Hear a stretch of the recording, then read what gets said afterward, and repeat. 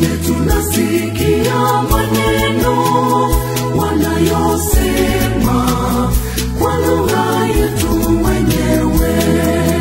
Tunasikia mambo hayo ya Mungu wanayosema kwa lugha yetu wenyewe.